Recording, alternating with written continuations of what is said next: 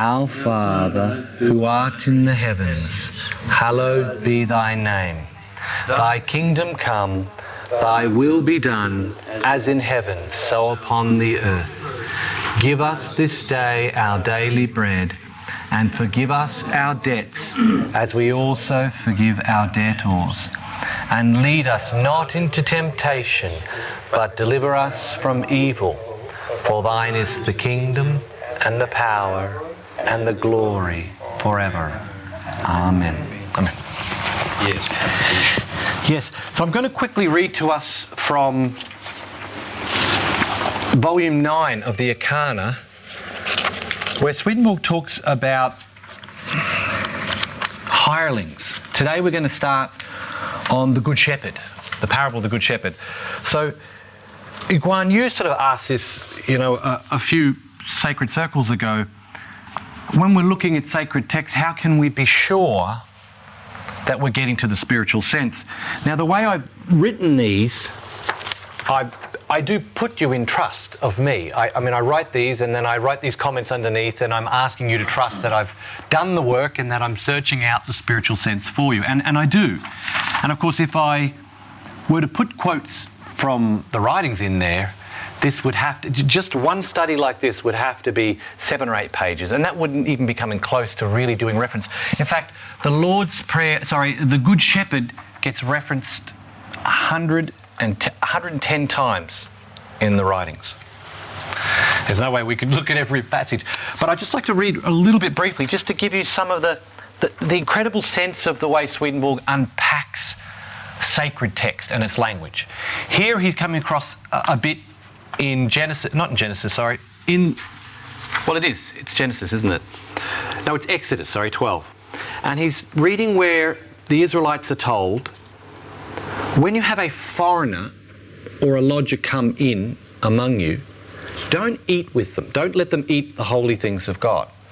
And on the surface, it can look a little harsh, a little cruel. Jesus said that you visited me when I was in hospital. You came to me when I was the stranger or the foreigner. But again, sacred text is written to get us to those spiritual truths, to not externally judge each other. It's not what it's written for. So here's what Swedenborg says about a stranger and a hireling. A stranger and a hireling shall not eat. And this means those who are prompted merely by natural inclinations to do good. So you've learned it from your parents. It's in your family line to do something good. But it hasn't necessarily come from the heart. It's habitual. It's not from the heart. That goodness is called the foreigner. It's not really actually born of Israel, not born of heaven. And he goes on to say, those who do it for the sake of gain shall also not be together with him. And this is clear of the meaning of a stranger as those who are prompted to do good merely by a natural inclination. Also, a hired servant are those who do good for the sake of gain. Well, I've got news for you. We're all hirelings when we start this journey. We're all hirelings when we start the journey. We're all doing it to get some reward. Maybe it's fire insurance. I don't want to end up in some hellish state. That's where we begin. But what we do when we learn to do good to the neighbour, we begin to discover this really is life. This is what's making me happy. And when you get that happiness inside you, that's when it's born from God. That's when it's coming from a right motive, not from an external motive. And he goes on to say this here. There's 7 paragraphs on this, and I had actually printed out and highlighted to make this a quick job, but I ended up giving it to Paul, who couldn't stay. Paul rocked up this morning and said, I can't stay, so I gave it to him to have a look at. He goes on here, where is it? This kind of good, the good that you do out of instinct, is completely different to the good that comes from within the church. For by means of the church's kind of good, conscience is born. Conscience is born. Now, this is fascinating what it says here. Conscience is that level where the angels can come in and bring you into their company. So natural good is kind of like seeing this beautiful field with a few trees here and there. And you go, that That's a nice field for a bird to land in the tree, or for a bird to come down and fossage among the wheat or whatever and look for food. But it probably isn't such a good place to land a plane. It could be a good place to build a runway, and if you build that runway, then you've got somewhere for a plane to land. So natural good is, on the surface, it looks like a good place to start. But when we build spiritual good into us, which can only come through the power of the inner sense of the word, we create a dimension in us where angels can actually land and fellowship with us. And he goes on to say that natural good cannot provide any such level for angels to enter. Those whose good is natural are doing goodness in a darkened state, a blind instinct. It's not in the light of truth, under the influence of heaven.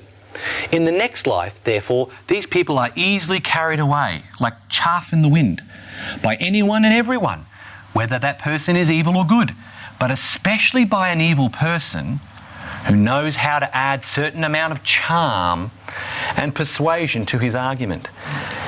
Ever been charmed by someone? And you really thought they were the real deal? Afterwards you smart. That smarting is called discernment. Spiritual goodness brings discernment with it. Natural goodness has no such discernment. It's just a little bit too open and embracing. Land the plane there and you're going to have a very bumpy ride and you're probably going to crash it. Okay, so angels need this higher level of goodness to land in, to fellowship with us. Now he goes on, and I won't go too much more, but he says a sojourner is different. A sojourner is also a stranger, but they're learning to come in and belong to Israel. So we're all sojourners. We've all had a certain amount of natural goodness.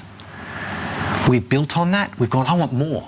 We've sought spiritual goodness, and we've gone, this is where I belong.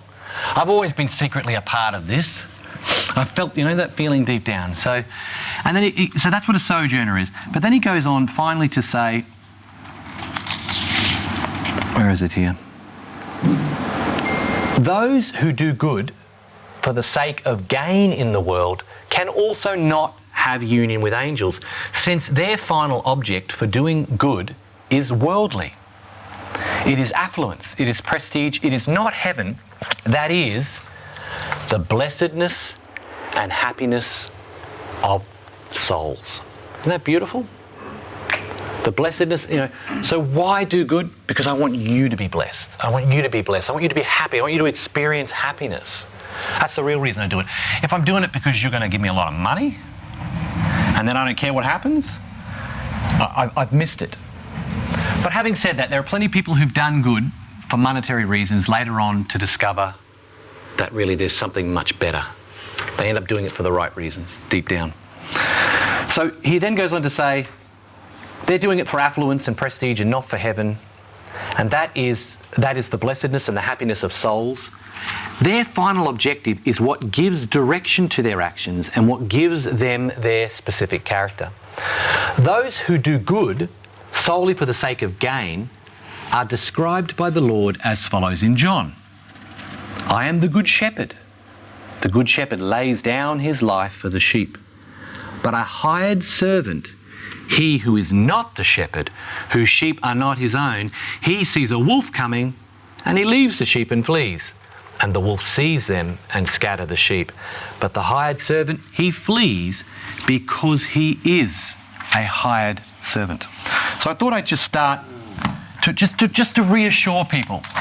What I pack in here in 2 pages is I've gathered it from the writings, I've gathered that spiritual sense, so that because one of my strong goals is to not just inform you, but is to transform you.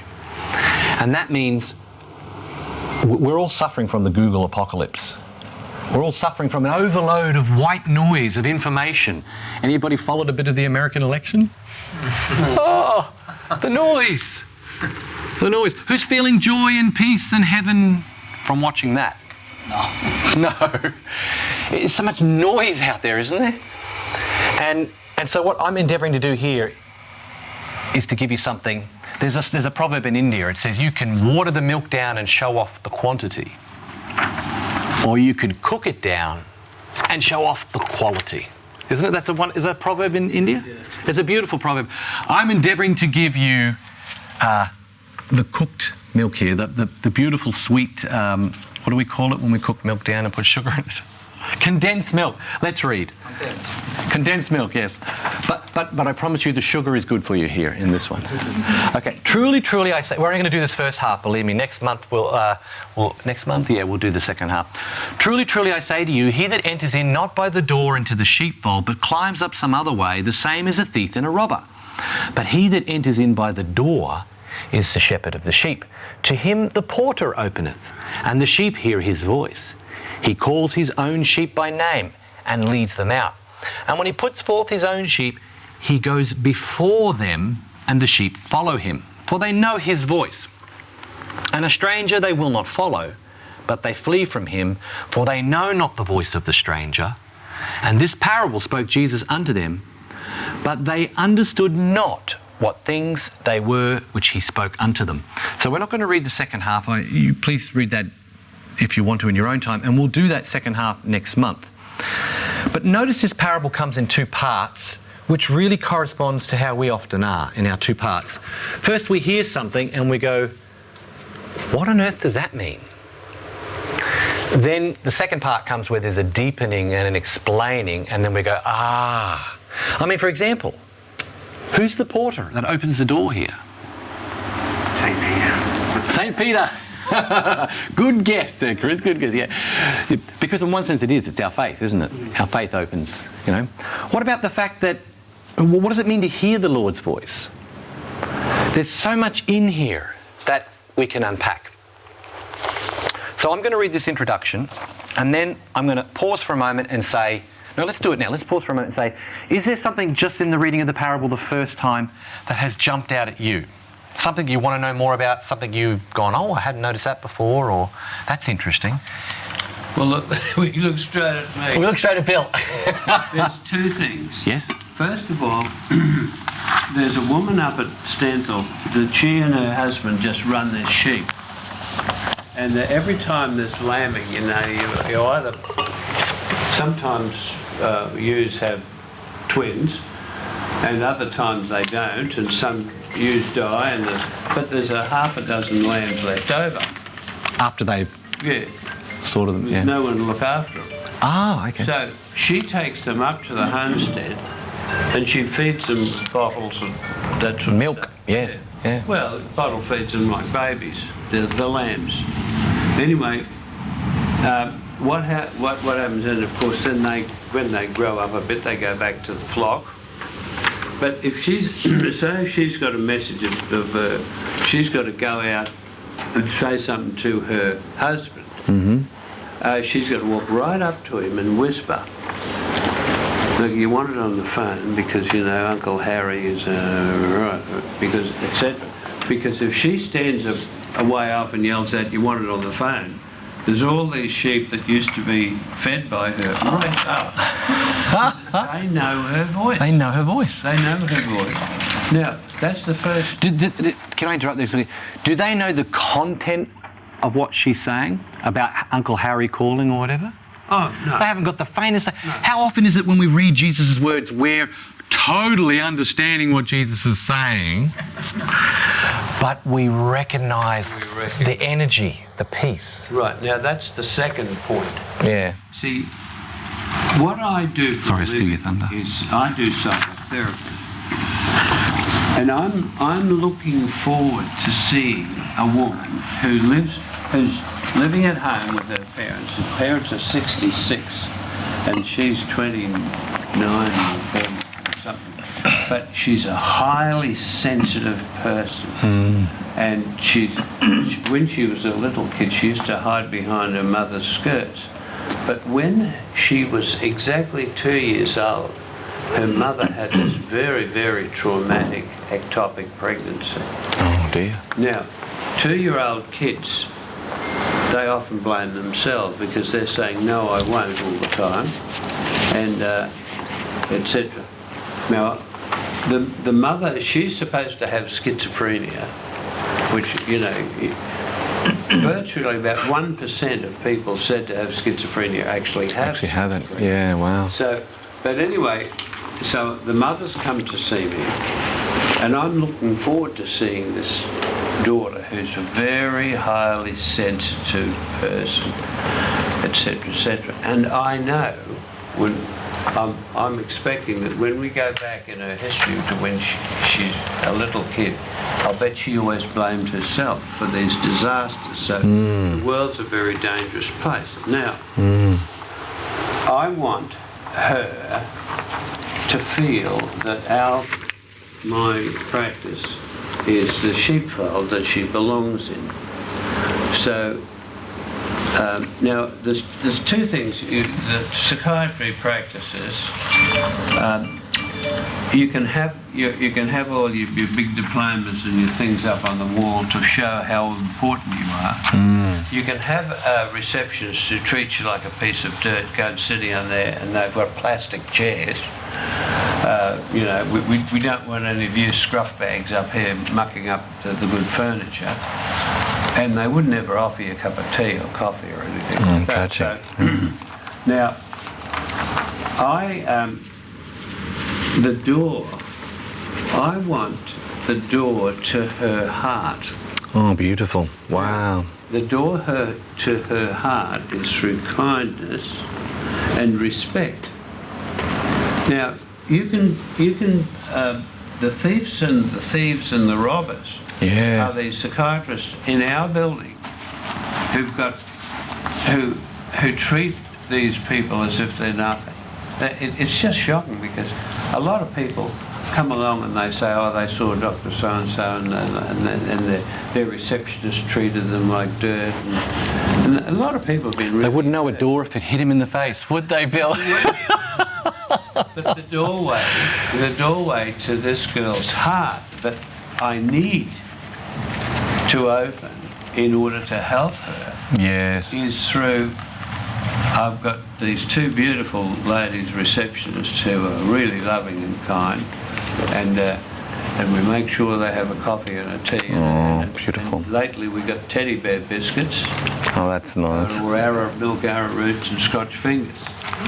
And Scotch fingers? Oh yeah, nothing but the best. And so they're invited into our place and to sit in these nice seats. Now, this is that I'm identifying this. The sheepfold is where you belong. It's where you belong, yeah. The person who the porter is the person who... Am I going to open my heart to Bill? I don't know about this.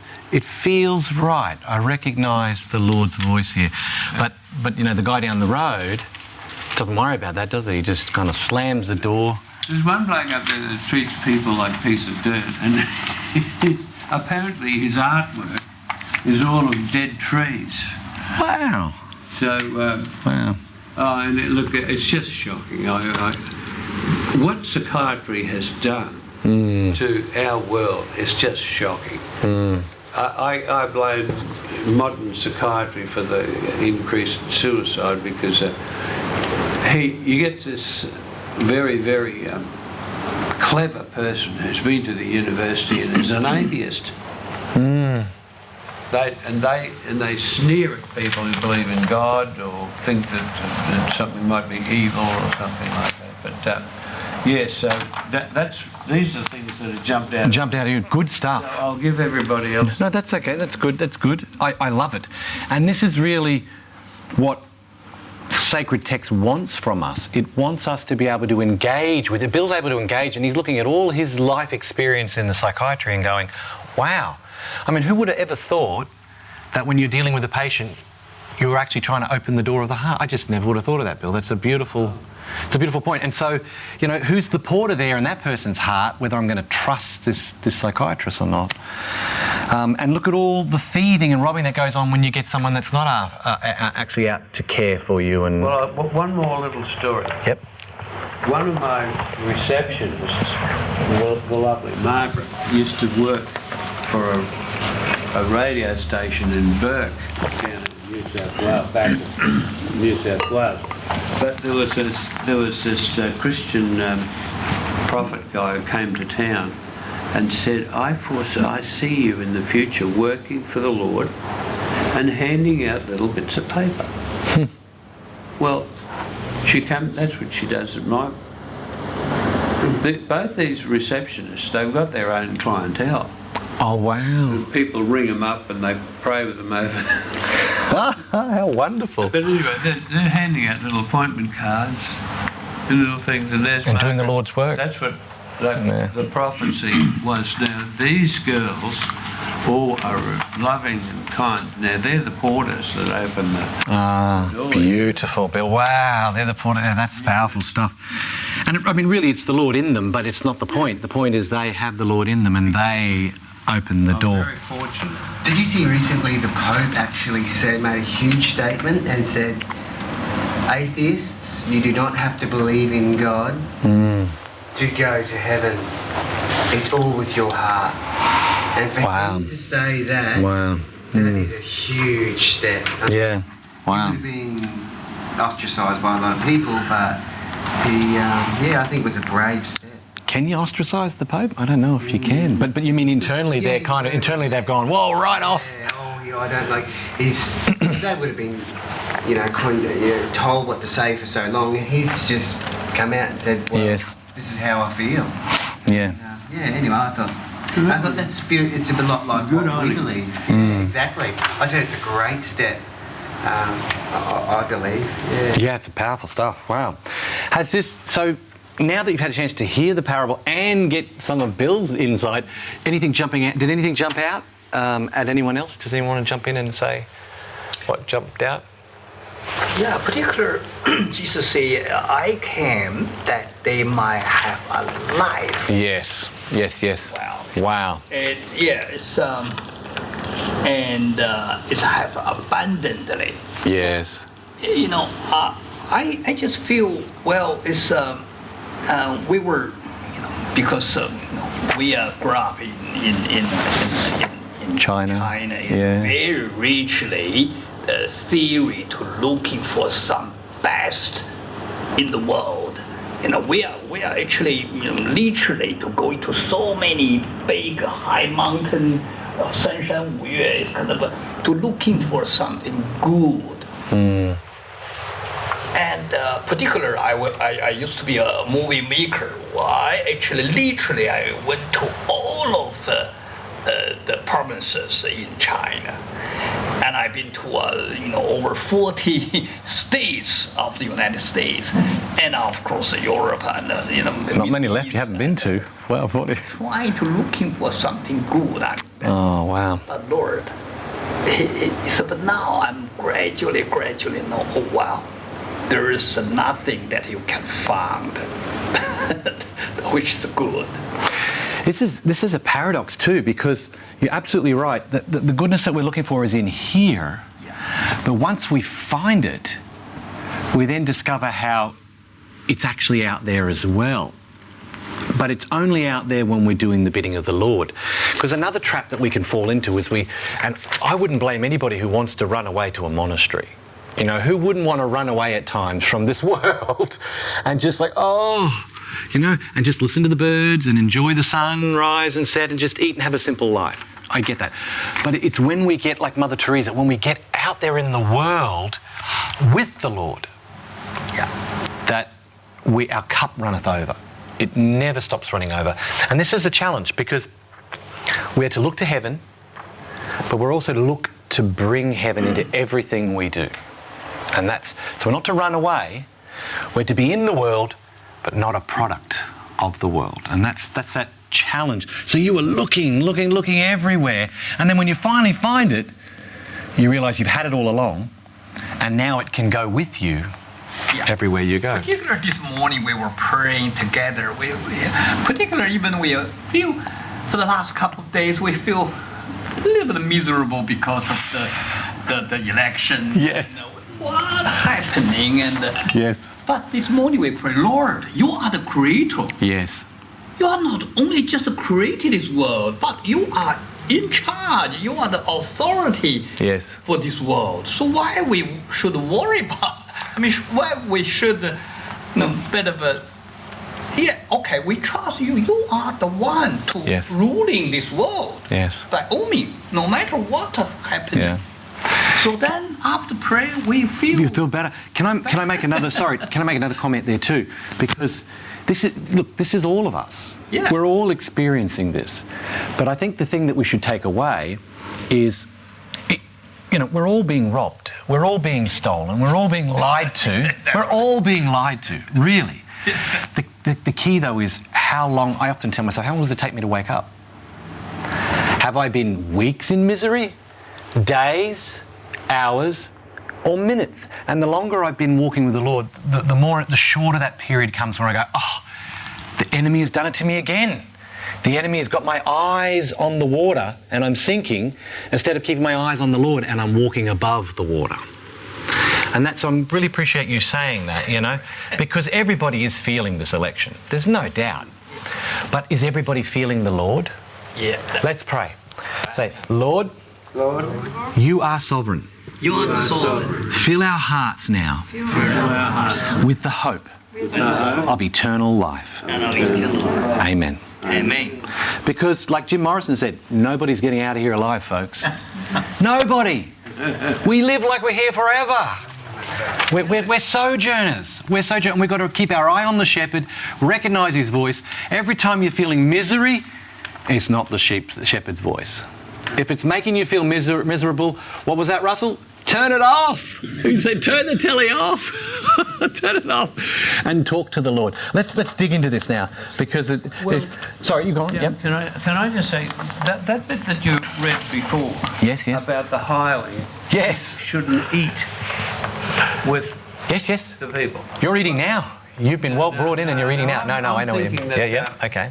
Now, if you are a Jew, in other words, you are one of the children of God, because Yes. I think that's what Israel means, children of God. That's exactly right. Yes. And there's something about what you eat and Yes. when you eat it. Yes. It's to do with God's instructions. Yes. It's kosher and it's etc.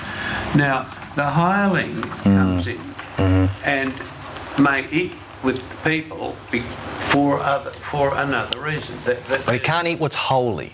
No. No, he can eat with the people. He can dwell with them. And Swedenborg talks about that doing, but he can't eat what's holy. That's true. He doesn't understand the holy rules of Yes.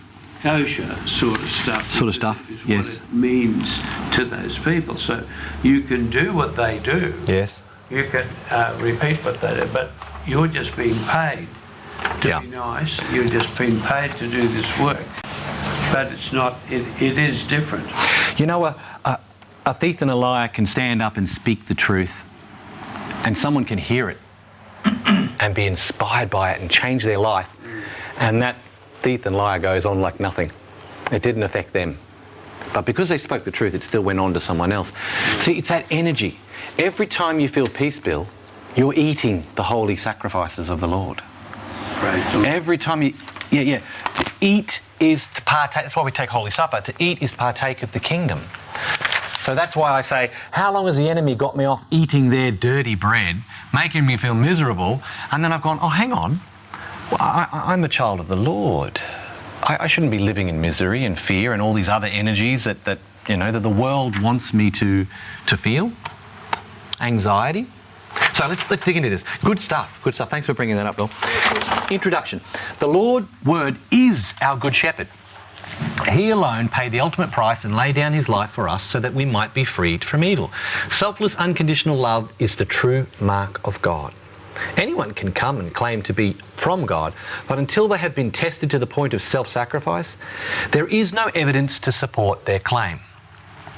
How do you tell a hireling from a shepherd? Well, you can't until the wolf comes. But once the wolf comes, then you can tell. Once sacrifice comes and you see whether they lay their life down, then you know who the real Mother Teresas are, don't you? When you see the evidence in their life.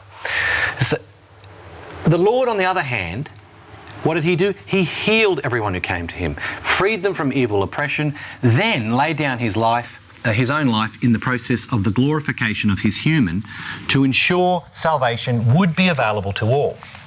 And what lifts this parable into even greater beauty is the fact that he shared this parable with his disciples before they were even able to fully understand or see or witness what he was going to do, how he would finish the race. I mean, right from the moment he was born, he was glorifying his human, but he finished it with the cross. So they weren't even able to see. What lifts this parable to even greater beauty is the fact that he shared this with the disciples before they were able to fully witness the great length that he would eventually go to in order to save the human race. Contained in this one parable, we have all the keys and evidence that the Lord is God, and that in him dwells the fullness of Godhead bodily, and that he indeed is our great shepherd in whom we can fully trust with our lives. And I'll preempt by saying right now, yeah, I'm not going to, in this first part of the parable, first study, we're not going to see those keys. We might see one, the others will come up in part 2. Just thought I'd preempt that now. Does anybody want to jump in now and say something? Thoughts, questions, ideas? I've got just a quick, beautiful story from Catherine Hepburn. Yep. A little bit, it doesn't go long, it's quite short. It brought tears to our eyes because she said that they come from poor backgrounds, but I know her family were doctors, so I don't know where she comes from. But anyway, it says, once when I was a teenager, my father and I were standing in line to buy tickets for the circus. Finally, there was one other family between us and the ticket counter. This family made a big impression on me. There were 8 children, all probably under the age of 12. The way they were dressed, you could tell they didn't have a lot of money, but their clothes were neat and clean. The children were well behaved, all of them, standing in line 2 by 2 behind their parents holding hands. They were excitedly jabbering about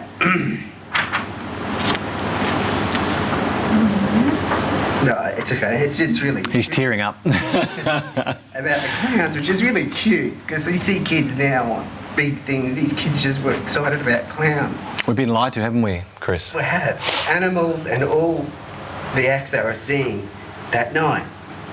By their excitement, you could sense they had never been to the circus before. Wow. It would be a highlight of their lives. The father and mother were at the head of the pack, proud as could be. The mother was holding her husband's hand, looking at him to say, "You're my knight in shining armour. You're my knight in shining armour." He was smiling and enjoying seeing his family happy. The ticket lady asked the man how many tickets he wanted. He proudly responded, "I'd like to buy 8 children's tickets and 2 adults' tickets, so I can take my family to the circus." The ticket lady stated the price. The man's wife let go of his hand. Her head dropped. The man's lip began to quiver. He leaned a little closer and asked, "How much did you say?" The ticket lady stated the price. The man didn't have enough money. How was he supposed to turn and tell his 8 children he didn't have enough money to take them to the circus? Seeing what was going on, my dad reached into his pocket, pulled out a $20 bill, and then dropped it on the ground. We were not wealthy in any sense of word. They were all doctors, so I don't know where that comes from. Maybe this is before, well, I don't know. Compared to today's standards, maybe. Yeah, probably. Yeah, true. That's very true. Yeah. My father bent down, picked up the $20 bill, tapped the man on the shoulder and said, "Excuse me, sir, this fell out of your pocket." The man understood what was going on. Wow. He wasn't begging for a handout, but certainly appreciated the help in a desperate situation. He looked straight into my dad's eyes, took my dad's hand in both his squeezed tightly onto the $20 bill, and with his lip quivering and a tear streaming down his cheek, he replied, "Thank you. Thank you, sir. This certainly means a lot to my family."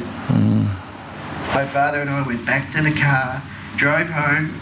The $20 that my dad gave away, it was going to buy our tickets with. Although we didn't get to see the circus that night, we both felt a joy inside us.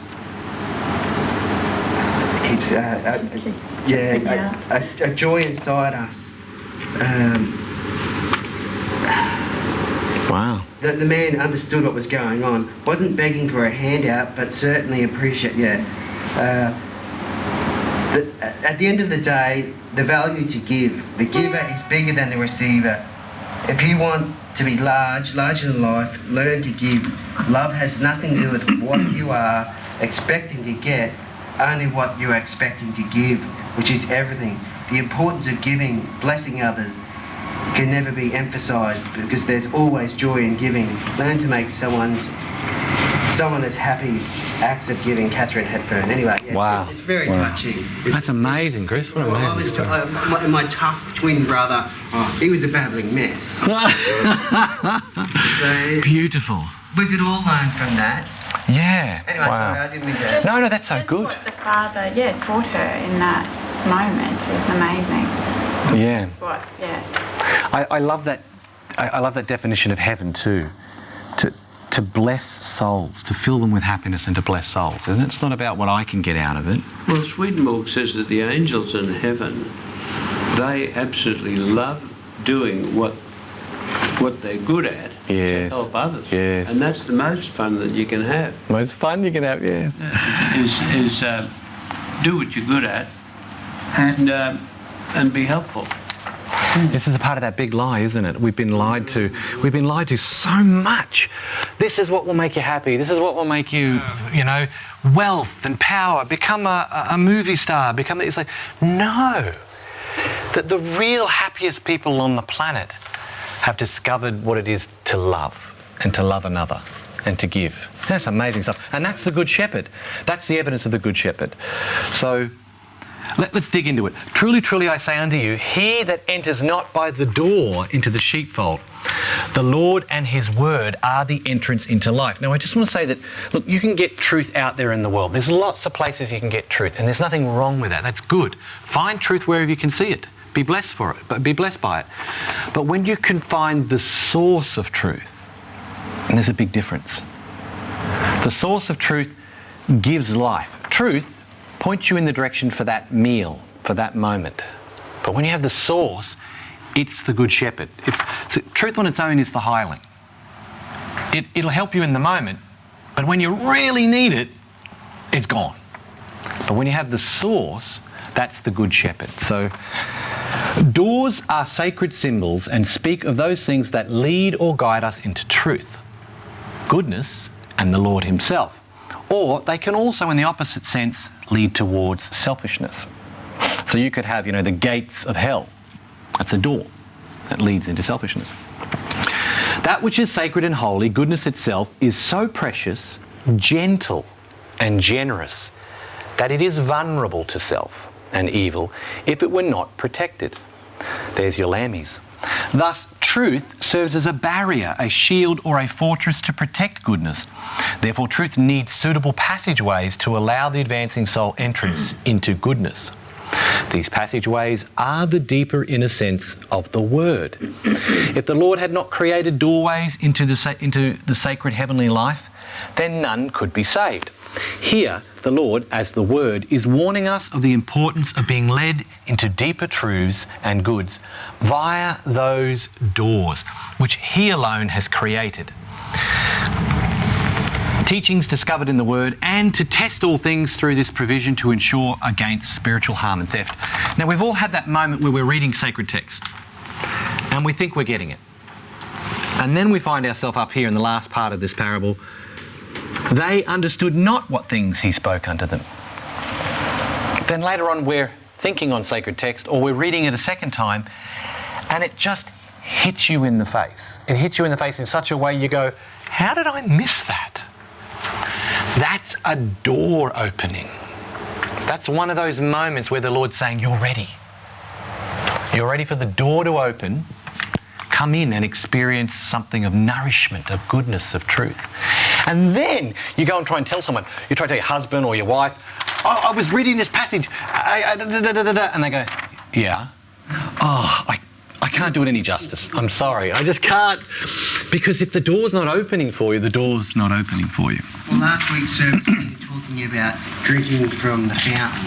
Yes. Looking to the sky. Look, I've got friends that go, oh yeah, this church business and God and all that, I don't know.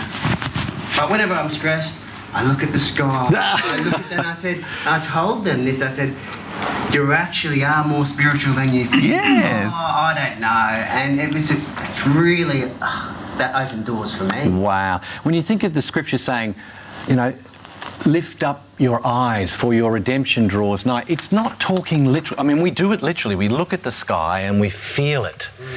But it's that very act of wanting to escape the hell that we've created for ourselves.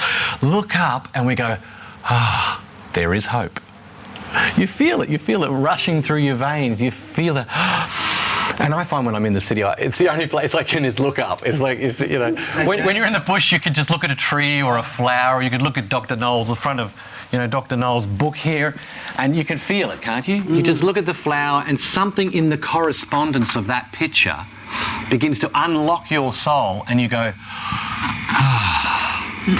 But then you go and look at a grey concrete building. Does it do the same? It doesn't quite do it, does it? To very shallow people it does. Imagine how much investment that would be. Sure. An architect could look at it and get some kind of heavenly... Spend too much on grout and that, or whatever, I would have used such and such.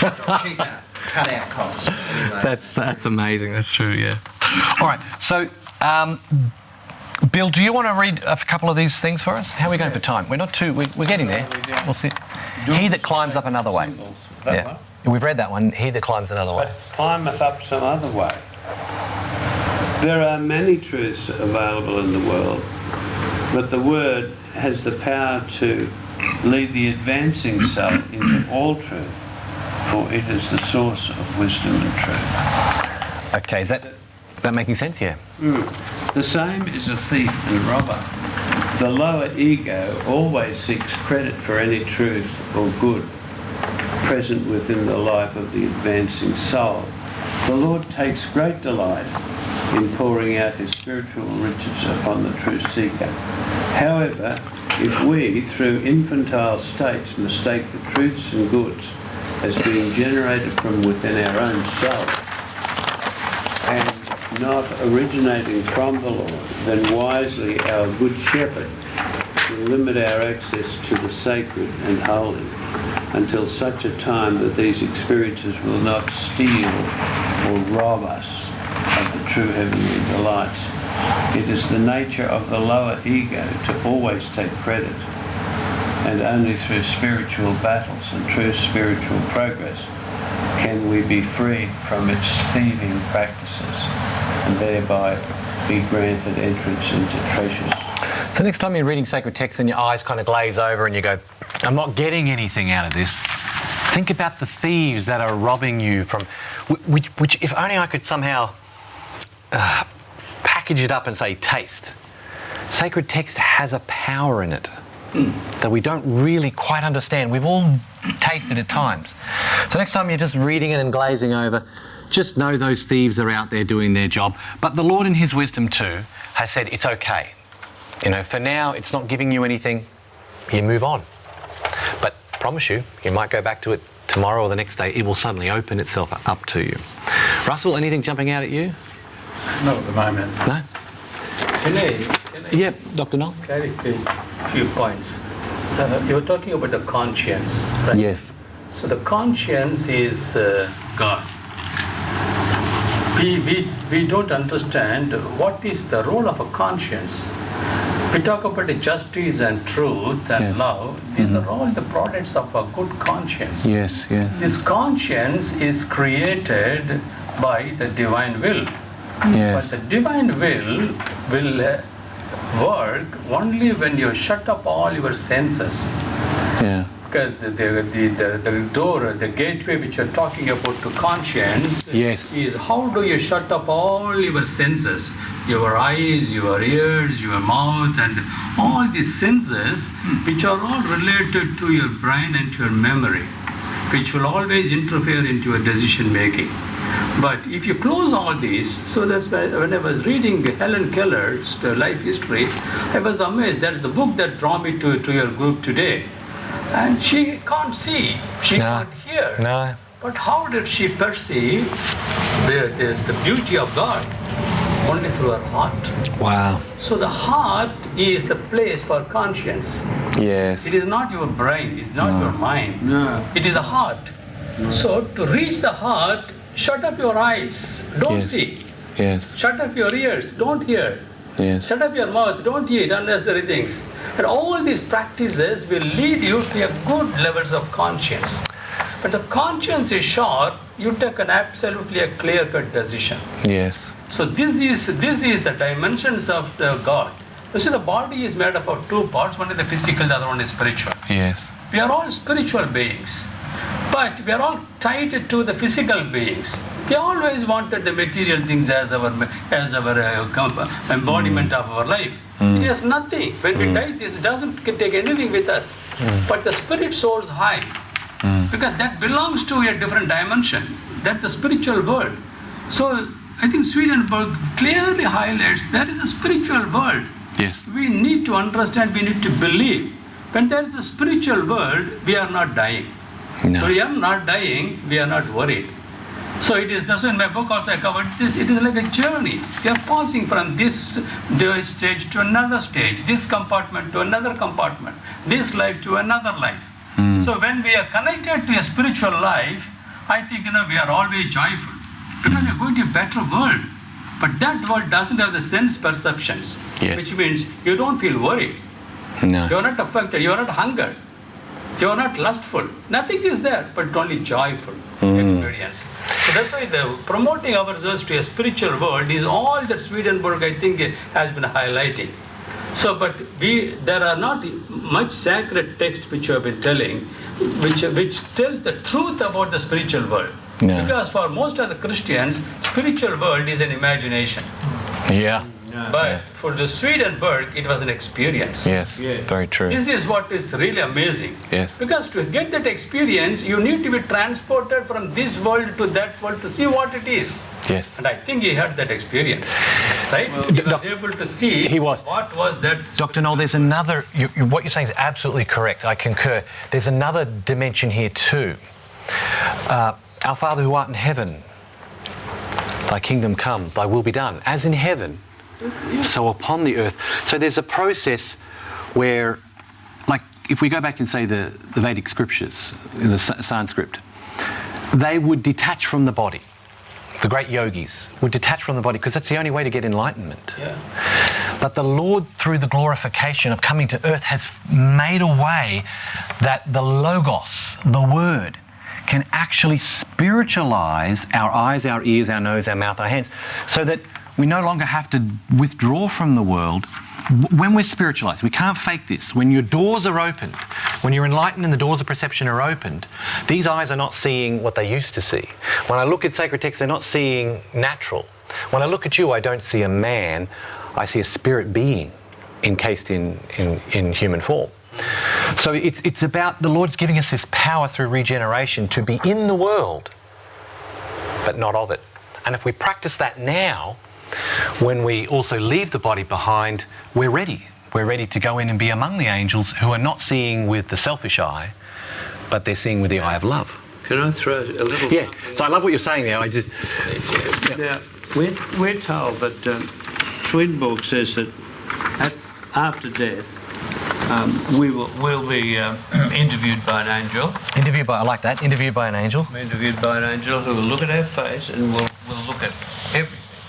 So the angel that interviews you, Noel, will speak to you in your native tongue with Yes. your accent. Yes. And you'll think, this person's Knows me. speaking like my brother.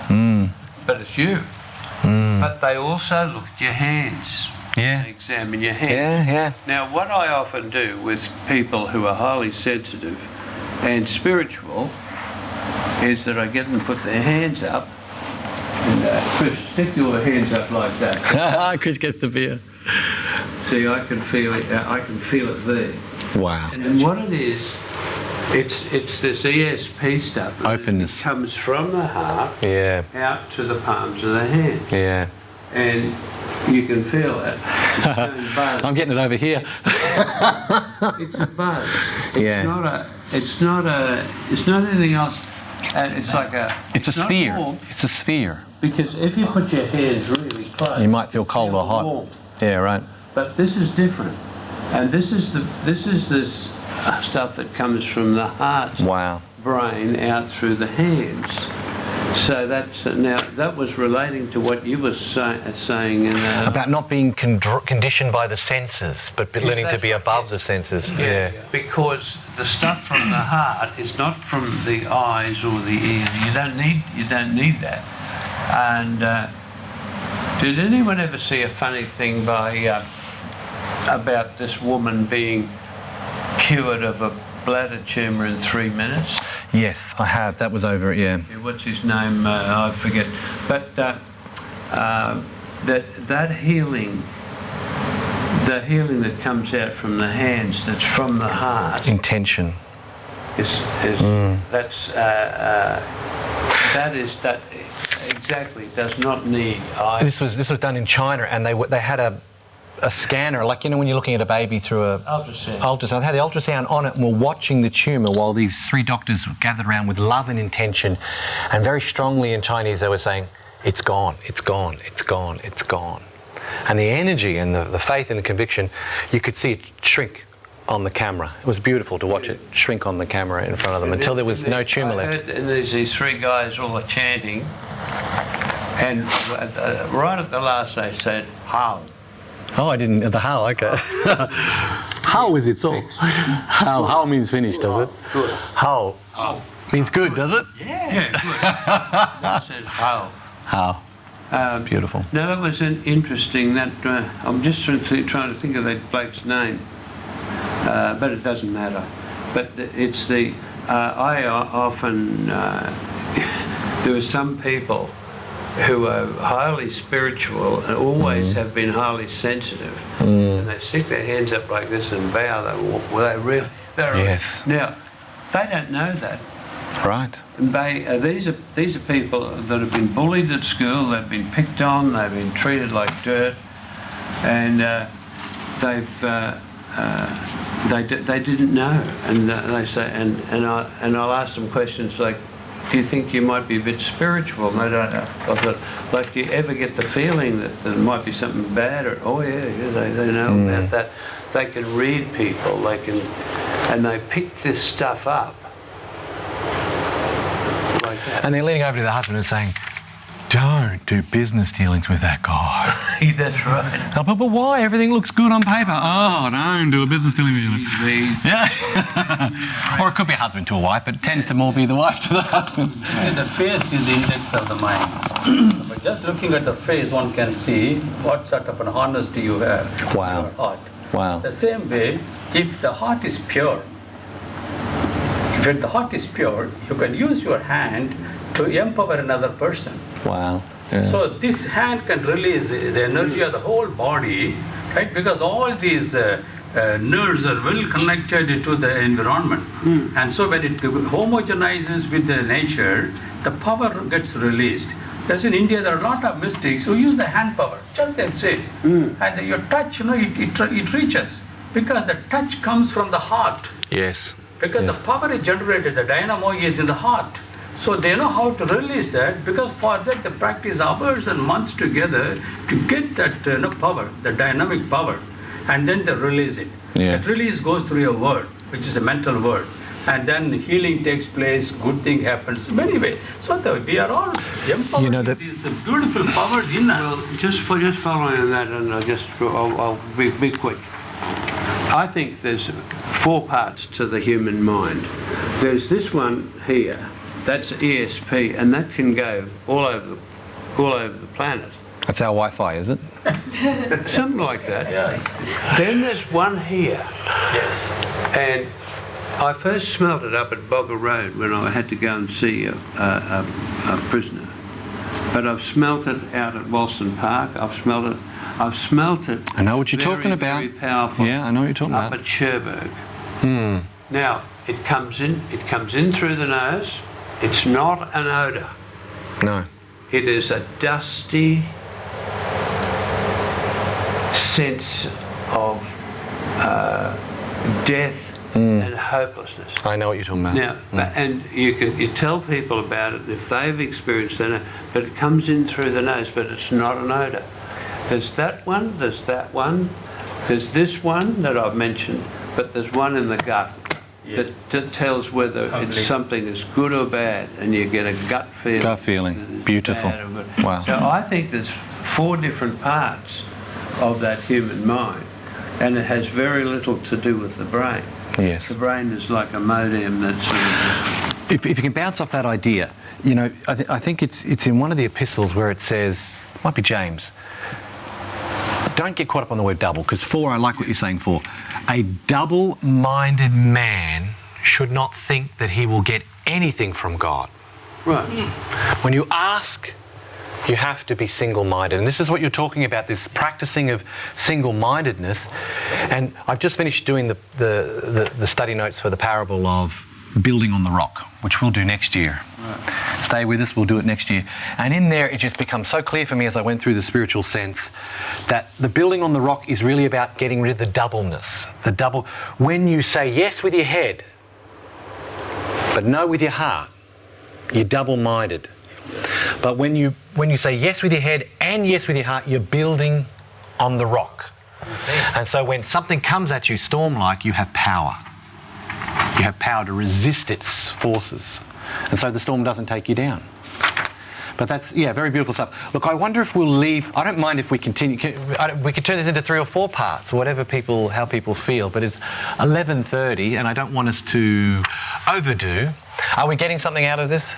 Yes. I love what you're saying, and I want to encourage you, the Logos, the Word of God, is about giving us the power to be in the world, but transcend it.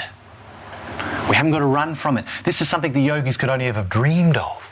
That's why it's a golden age that we're coming into. It's a time where the Lord, through the glorification, through the first coming, and now through the second coming, where he can live in us through opening the doors of our perception and understanding.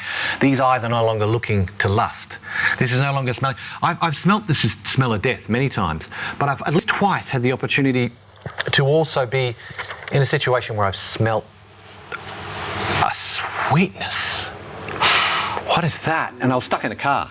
And you don't smell, it was not, in fact, minutes earlier, a friend had just told me on the phone that he had to sell and leave.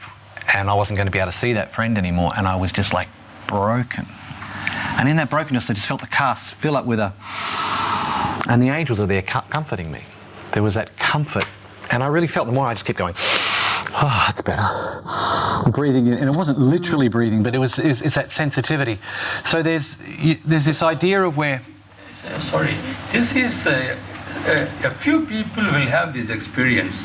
My wife, when she was alive, she used to tell, I'm smelling jasmine flower. Yes, that's better than jasmine. Look around, nothing there, yeah. But the spirit of a person, yes, which was enjoying the flavor of the jasmine, has passed through that passage, which a few can only realize. I could not smell, but she can smell.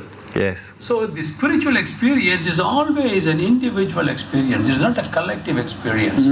So you need to have an antenna to receive that power. Antenna, I love it. That is where you create all these exercises to go deep inside you, so that you're ready to receive that which is going on. How much longer? You may be in the world, but you're not in the world because the power of God works in you to shut up all these things and only open up that door to perceive. And the key is what we're doing right now.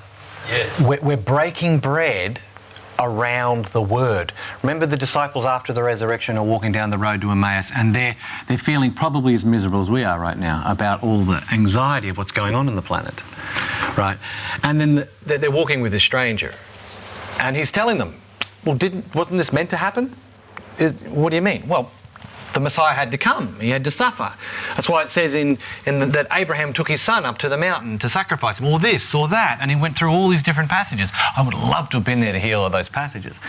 Then eventually they sit down and light a fire, and it breaks bread. And something about the way that this person breaks bread, they recognised,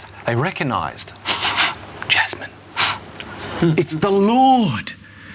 And then he disappears. Now, in the breaking of the bread, as we read the Word and we get to its inner sense, that's where we see him. And at the same time, he disappears. Because what we thought he was is so much more. And maybe that's where we should leave it. Can we leave it there and we'll continue part 2 and 3 next time? Is that okay? Let's bow our heads and pray. Let's just pray. Just after me. Dear Lord, we gather around you. As your disciples, as your followers, and in our midst, Lord, break your bread. Reveal to us the nourishment of your word, that our true eyes be opened, that our true ears hear your voice, and that you lead us forth into green pastures. Amen.